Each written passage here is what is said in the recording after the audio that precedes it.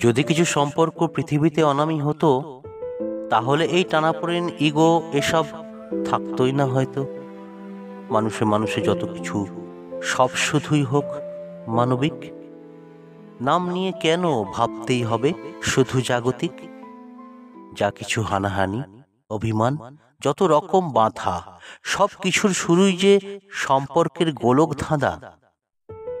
নাম দিয়ে সংকীর্ণতার বেড়াজালে শুধুই আবদ্ধ হওয়া। মানুষের মাঝে থাকতেই হবে স্বার্থ, নয়তো চাওয়া পাওয়া। একেবারে নিজস্ব ভাবনা, হতেই পারে মতান্তর। একান্তই সম্পর্ক মানতে হলে বলি, তা মরে না, ঘটে রূপান্তর।